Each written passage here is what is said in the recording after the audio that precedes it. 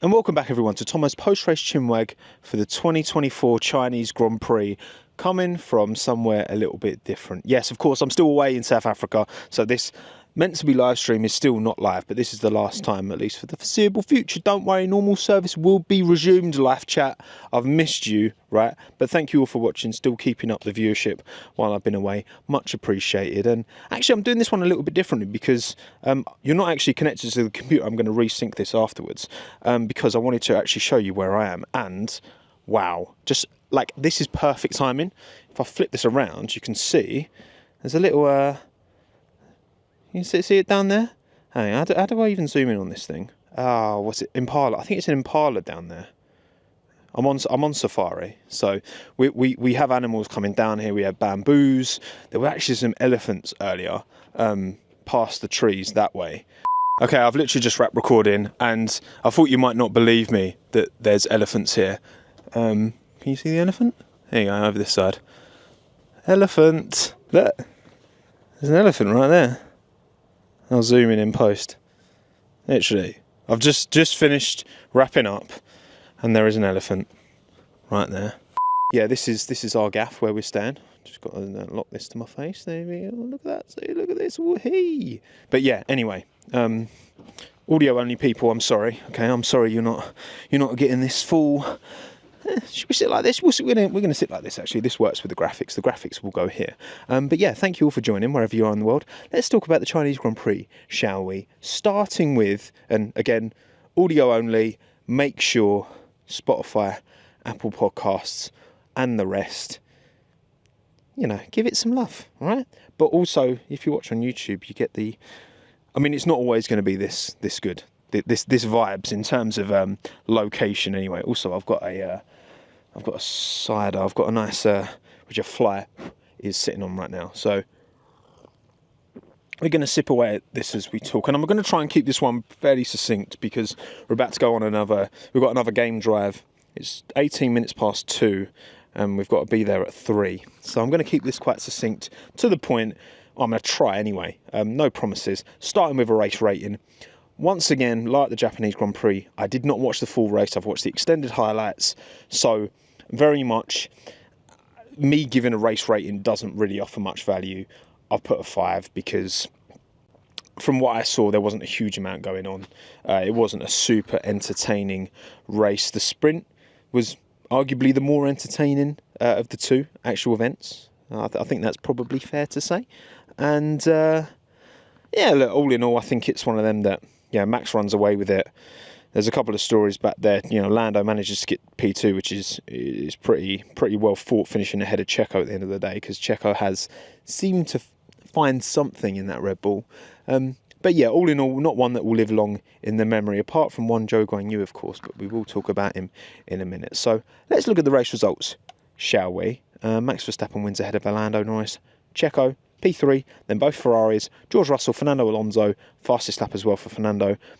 Went for the softs towards the end, a bit of a gamble, didn't pay off, had to pit again, and then was coming through the field on the softs. He was 5th before he pitted off the softs, so potentially if there'd have been a bit less risky with their strategy. That little Impala's still down there. If they'd been a bit less risky with their strategy, then maybe it would have come a couple of more positions higher. But at the end of the day, fastest lap, extra point for Fernando. Piastri P8 again. It feels like I never have to change Piastri's name on these graphics. He's always P8. Hamilton P9. He was P9 last week as well in Suzuka. Hulkenberg gets that point for the car in the top 10 that isn't part of the top 5 teams, which is almost always Stroll. And we'll get into Stroll. Oh, we will get into Stroll. So Hulkenberg P10 gets up another point for Haas on the board. Ocon P11 just outside the points in the Alpine. Very good job from him. Albon, Gasly as well. Gasly no upgrades. Ocon with the upgrades this weekend. Joe P14 would have hoped for a lot better at his home Grand Prix. It was good in the sprint. He's P9 in the sprint, just outside the points. But in the main race, wasn't quite to be. Picked up wind damage as well, didn't he? Then Stroll, Magnussen, Sargent, Ricciardo, Tsunoda, Bottas did not finish those final 3. So driver standings as they stand. Max extends his lead. 25 points now, so 1 race win ahead of Sergio Perez. Obviously, without that technical gremlin, Max would be on maximum points this year, wouldn't he? He for sure would. And I've been disappointed. I was expecting more from the other teams in terms of closing that gap to Max and the Red Bull. You know, Adrian Newey's talked about diminishing returns. Christian Horner's talked about diminishing returns. But ultimately, you know, it's in their best interest to kind of make it feel like there's actually still something to fight for. Max is going to win the championship comfortably this year. There's no doubt. There's no question about that. And I think Checo's going to be a much more comfortable P2 than he was last year. Look, I don't mind the same person winning all the time as long as it's exciting. He won the race by 13 seconds with a safety car in the middle of it. Even though he was 13 ahead of Lando, and he was like, I think Checo was like 5 off the back of Lando. It's like 18 seconds ahead of Sergio. Yeah, Sergio got on the podium, and he didn't do that enough last year. But it's still a massive gap. It's still a crazy gap. But also, I think Max is just that good, isn't he? But in terms of these actual driver standings here, so again, Verstappen, Perez, Leclerc, Sainz, Norris, Piastri, you've got the 2x2s at the front. Ferrari's in second. Then Russell, Alonso, Hamilton, Stroll, Tsunoda, 7 points on the board. Hulkenberg got a point. But actually, the only change in position here, these flyers are doing my head in, is that Ocon's moved up and Ricciardo has moved up as well. So Ocon jumps Joe, but they're all still on nil points. It's just your best finishing result, right? That determines a lot of that after race weekend 5 of 24. Still a long way to go this season, but it is very, I mean, we need to find another word for ominous. Thesaurus.com it. Let's find another word for ominous because it's just too much.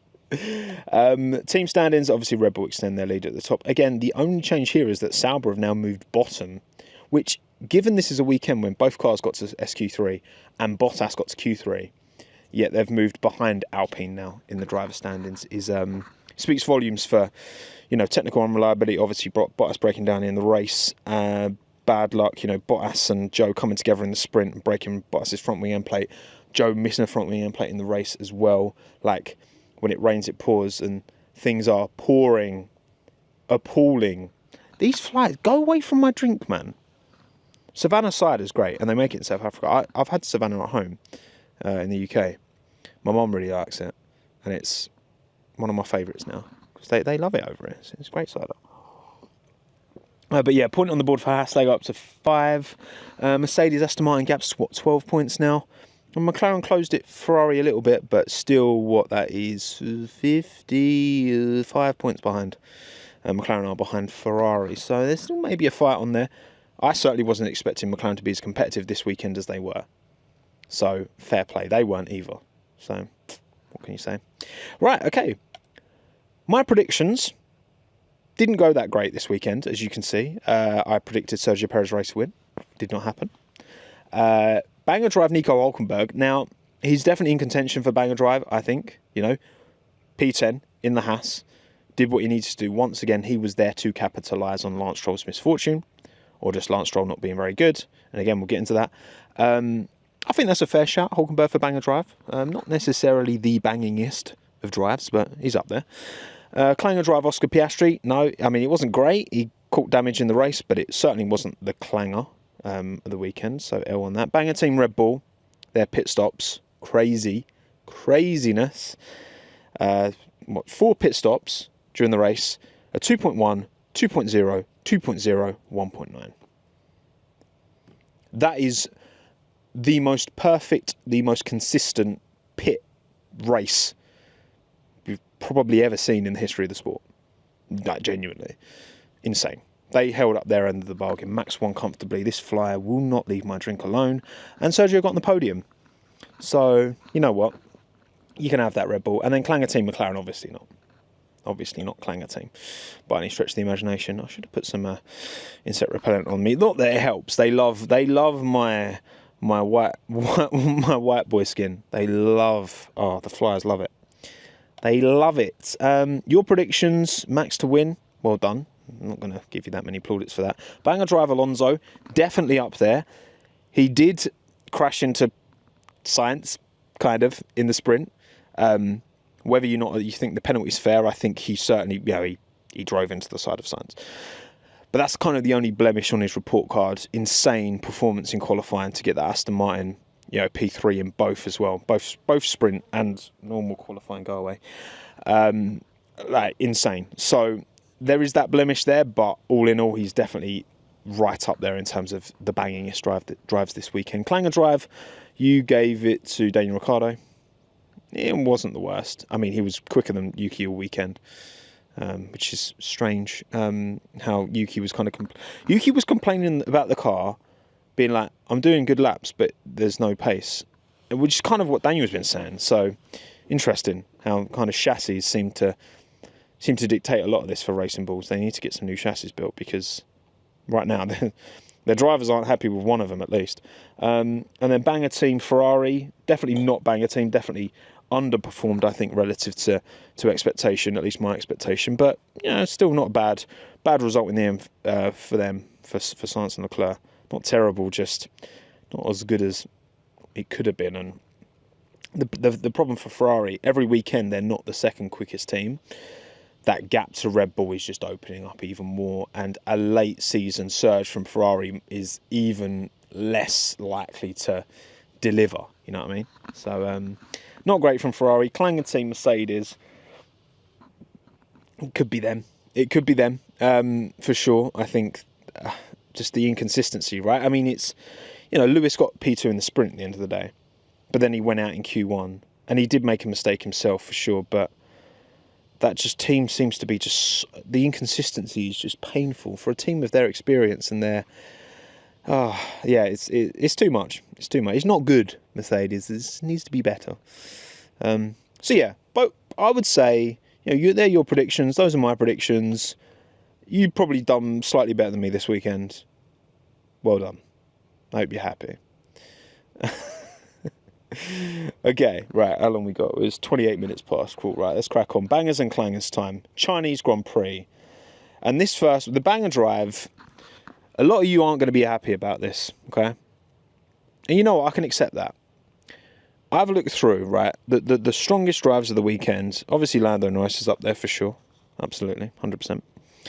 And again, when I'm looking at this, I'm trying to look at the whole weekend. Obviously, you should take more from the race because more points are on offer, okay?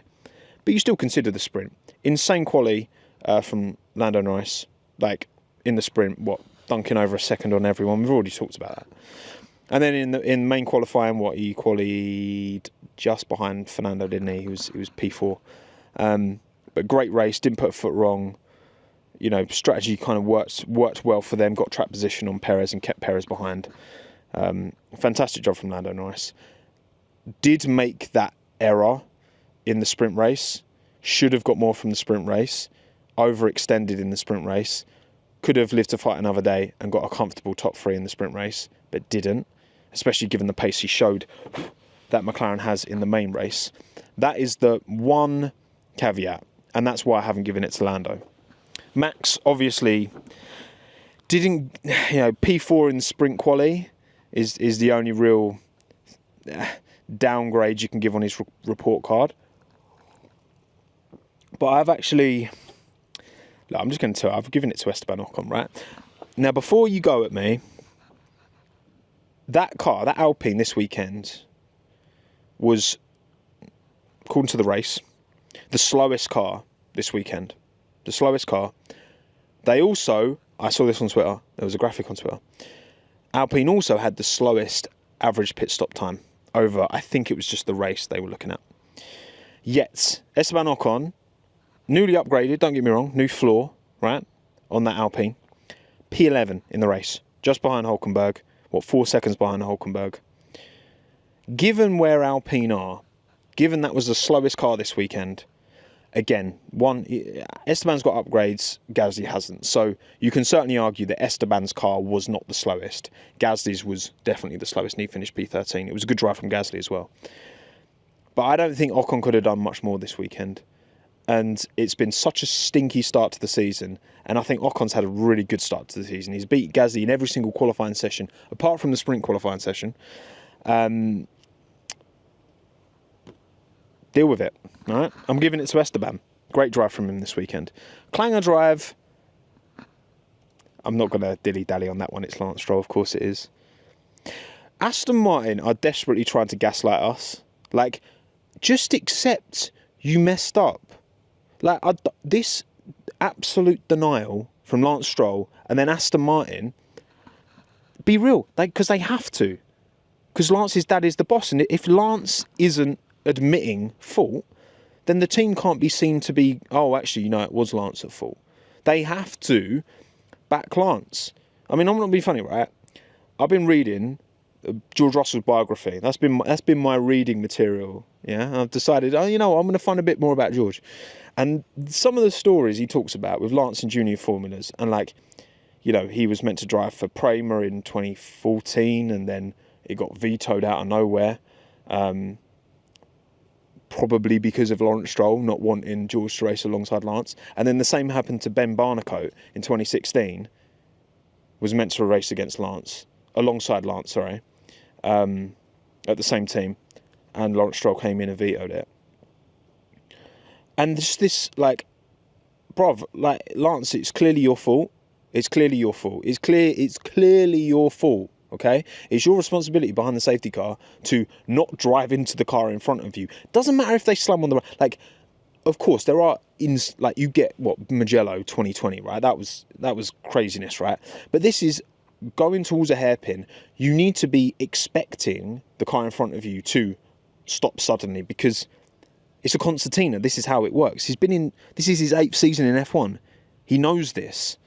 And for him to just be like, yeah, it wasn't my fault. You got Max and Lando and Checo. Well, particularly Max. It's funny in the post-race, and he literally just laughing at Lance, because it's just it's an embarrassing mistake to make. Okay, you come out and be like, yeah, I wasn't concentrating. I was too busy looking at the apex. When I saw someone on Twitter be like, oh, racing drivers look at the apex when you drive. Yeah, at race speed. You're behind the safety car. Your responsibility is to look at the car in front of you and make sure and try and follow that car and try and then not get the jump on you, but also not drive into them. No one else drove into anyone. That's literally what Oscar Piastri said. No one else drove into anyone. It's just and Aston Martin doubling down. Look, I've said this from day dot. Right? I think that Alonso at Aston Martin, especially when Honda come in from 2026 onwards, works entry Honda, Aston Martin, with Lawrence Stroll's determination to make this team successful. On paper, it should work, and I think it's the right move for Fernando. But when you see stuff like this happening, Lance he's being a child, he's being petulant, it's ridiculous. He shouldn't be an adult. Be an adult, take responsibility. You messed up, it's okay. People make mistakes. But don't then just deny it, try and make out that everyone else was at fault. I mean, I'm not surprised Daniel Ricciardo was fuming after. And then the team, is spineless. It's spineless. And look, I unfortunately, that's what you have to accept. If you're going to let the owner have their child in the car, right, racing, and he's acting like a child, Lance, so I'm calling him a child. Unfortunately, that's what you have to accept. You have to accept that you have to be a bit spineless in these situations, and you just have to blindly back the driver, even though clearly Lance was in the wrong. So yeah, not to mention, out-qualified by Fernando. Fernando puts it P3 in both sessions. Lance puts it P15, wasn't it? And then P11 in qualifying. Not good enough again. You look at the... look at that. I'll show you the team standings, right? I'm sorry, but really, Aston Martin shouldn't be behind Mercedes. They're 12 points behind Mercedes. If they had 2 Fernando Alonso's, they wouldn't be 12 points behind Mercedes. That's all I'm saying. So Lance is my clanger. No surprise there. Banger team, Red Bull. Again, pit stops, I've already said it. I've already sold the dream. Of course, it's Red Bull. Banger team, no doubt. And then clanger team, a bit of to and frying. But I've got Mercedes. I think the inconsistency it's ridiculous. For sure, I think Lewis does have to take a chunk of the responsibility. He messed up in qualifying, put himself in starting towards the back. He did recover well, but that car is not where it should be, and they've not moved forward. They've moved backwards, if anything. I think they have. And you know, you can argue other teams had worse weekends, obviously. You know, Bottas's Sauber broke, Yuki's RB broke as well, Racing Bulls broke. But Mercedes, it's another one of them. It's another disappointing weekend. Another weekend that's not good enough for Mercedes. So yeah, there's mine. Ocon banger, Lance Stroll clanger, banger team Red Bull, clanger team Mercedes. But what about you? 1,881 of you voted. There we go. Got there in the end. This Savannah's a bit gassy. And your banger drive from the 2024 Chinese Grand Prix was Lando Norris. 67% of the vote as well. Well done, Lando. I mean, look, he drove a phenomenal weekend. His only mistake was the start of the sprint. And he could have converted more points in the sprint if he'd just lived to fight another day and wasn't so desperate to hang it around the outside. That's my only criticism. Otherwise, I mean, that lap in quali, in sprint quali, was... That's an incredible... To put 1.3, whatever it was, on everyone, 2 seconds on max, like, unreal drive. This kid's got it, right? And like, I know it's another P2, Lando, can't we? Like, if we're really going to, like... If we're going to have a, like, genuine... like, good faith discussion about drivers and performances. Like, what more can Lando do? Because Max is in this incredible car. He's driving at an incredible level, right? There's nothing more Lando can do. He has to get lucky to get a win. Right now, he has to get lucky. He doesn't have the car underneath him. No one has the car underneath them, except for Max and Checo. And Checo can't drive the car like Max can. He just can't, right? We know this, and he's kind of almost accepted it. It feels like he's accepted his place as number 2 of that team. And, yeah, I just, like, what more can Lando do? Like, he's just driving incredibly at the minute. Has been for the last couple of seasons as well, and I hope his time comes to get that win. Because it's just such a, like, yeah. I see people making these, he's just, you know, he's always going to bottle it. Like, come on. Yeah, I mean, in the sprint, yeah, I think he overextended in the sprint. But what a race. And to finish ahead of Checo, and I feel like Checo, again, has taken a step forward. To finish ahead of Checo in that race, yeah, phenomenal drive from Lando Norris. 11% of you went for Verstappen, 7% Alonso, and 5% Nico Hülkenberg. Only like 1% went for Ocon. I think 21 of you voted for Ocon. So I see you out there. But I wanted to give him some plaudits because I think he deserved it. I think he's had a really good start to the season. Also, as you'll tell me, I'm biased. So apparently, I'm just blinded by my love of Esteban Ocon. I think he's objectively had a great start to the season. What can I say? Clanger drive, 83% of the vote. Like 83 is huge. Lance Stroll, 5% Kevin Magnussen. He had a stinker. Took out Yuki. P16, where Hülkenberg's P10. Yeah, wasn't good. I think he was all right in the sprint, K-Mag, but yeah, not a good weekend for him. Hülkenberg firmly ahead, firmly on top once again. Yuki Tsunoda, 4% of the vote. He was slower than Daniel all weekend. You know, that was a bit of a clang, and then obviously his car broke in the race, so I kind of see it. And then Hamilton got his sprint P2, but then the race, he messed up in quali, and I've already said this, so yeah, I mean, fair enough. Banger team, Red Bull. When Red Bull are winning these categories, you got to say that they're clearly doing some incredible work if they're winning these categories, because the domination fatigue is real, right? 58% of you went for Red Bull. Banger team. 28% McLaren, 4% Haas, 3% Sauber. Bottas's car broke, but then both got to SQ3. The pace did seem promising, and at the end of the day, the only Sauber that finished either of the two races with no damage and all right, like, was clean, was Joe in the sprint, and he finished 9th, which is pretty good, because then obviously Bottas got wing damage in the sprint, and then Joe got wing damage in the race, and Bottas broke down in the race. So that's promising. Just everything else is rubbish at Sauber. And then, bless you, Hannah sneezing. She's had a little nap, bless her. And it's 35 degrees, by the way, right now here. So it's kind of whether you want to nap in. And it's 2:41, so wrap this up shortly.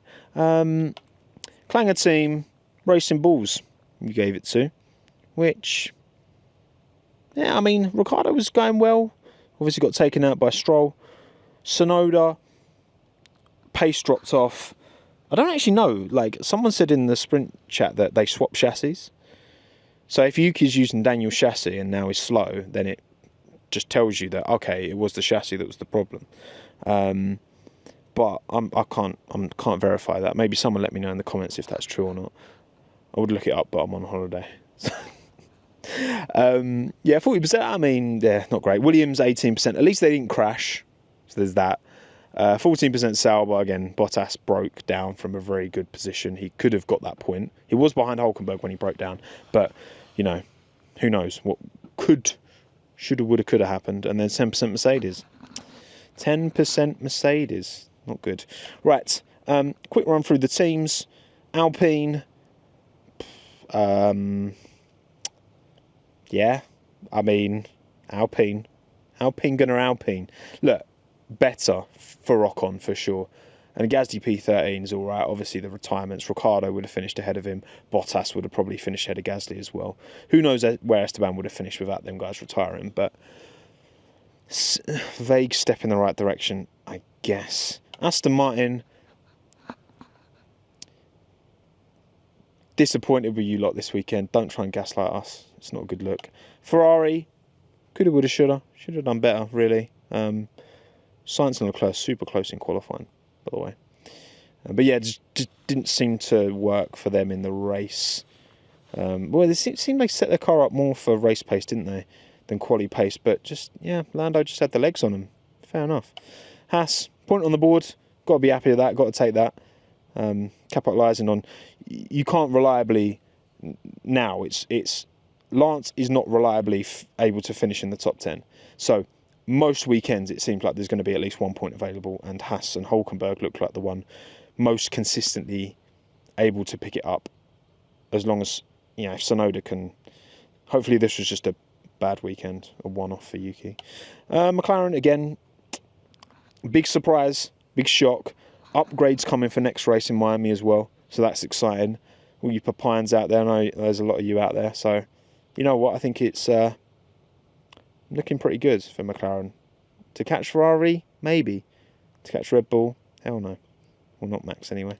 Mercedes, had enough talking about these lot. It's just too little. Oh, it's just frustrating. Frustrating to see like this continued yo-yoing. And it's like George goes out and George had a good race, didn't he? I think he did the best he could, but just taking a step backwards this year, not good enough. Racing Bulls, want to forget, move on. Red Bull. This team is it's probably the. I'm trying to think, right? Name me a better full package racing team than the current, you know, maybe 2022, because, you know, the car broke down earlier this year. Name me a better all-round racing team ever in history. So consistent pit stops, incredible car, strategy's always on point. They're never, which obviously it helps when you've got a pace advantage at the front, I guess. And maybe Checo should have finished ahead of Lando if they'd have tried things a little bit differently. It's very, very hard to critique Red Bull, isn't it? Because they're just that good. Sauber, annoying. But what wasn't annoying was Zhou Guanyu. And you know what? Like, his reaction at the end was super nice to see. Like, very human, very real. You know, he's finally got his home Grand Prix. This is his third season in F1. You know, he's been waiting, hoping that this Grand Prix will come back on the calendar. It finally has now. Does part of me think that his reaction after and the emotion there, maybe he knows this could be his first and last Chinese Grand Prix? Because realistically, as much as, again, the commercial for Audi is perfect. The commercial prospect of Zhou at Audi is perfect. But Bottas has stepped up a gear for sure, and he's quicker than him all weekend this weekend. Zhou shouldn't have finished ahead of him in the sprint. It was only really because Bottas got damage. what are his options elsewhere? I mean, his probably best option is, you know, I think he would be an upgrade on Sargent, and he brings a lot of commercial clout. Outside of that, this could well have been his first and last Chinese Grand Prix, and maybe the emotion attached to that was part of why it was so overwhelming for him at the end. But it's always nice to see that, like that human story, what it actually means to him as an individual representing his country. It's yeah, good for him, good for Joe. I'm glad he got to do his home race. Hopefully it's not the last, because look, on merit, should he be? I mean, Teo Pourchaire, IndyCar this weekend, did a fantastic job. Does Teo Pourchaire deserve that seat on merit more than Joe? Of course he does. No one's arguing against that. But I like the guy. I like the guy. And I'm a bit of a sucker for someone I like, you know? What can I say? But yeah, vibes, Joe Guanyu. Williams, well done. You didn't write off another chassis. Sargent, you did spin in qualifying. Another disappointing race from P12 from Albon. I don't. He said after he couldn't have expected much more. So, there's not much more than I can say about Williams. But yeah, we're done. I think we're going to wrap that there. Thank you all for tuning in wherever you are in the world. Again, thank you for supporting me doing these not live streams while I've been away. It's been fun. I'm going to go look at some animals now. Literally, we've done 2 game drives. Beautiful Kruger National Park in northeast South Africa. Amazing to see these animals kind of in their natural habitat, and their, you know, this park is kind of, there are fences, but they're not fenced in. There's fences to kind of dictate the entrance, but then these animals can roam the entire rest of the Kruger National Park. And it's always, I know, I'm like, I really don't like going to places where you see animals that aren't meant to be locked up. It really bothers me. And like when people like walk over to animals that don't want to be approached, but this is just like incredible. So I'm going to enjoy that. Thank you all for tuning in again. Appreciate you all taking the time. Finish this Savannah as well. My name's Tommo. Thanks again. Have a good one. Ta-da. Didn't do the click. I was hoping an animal might, but there you go. See you, everyone. Bye-bye.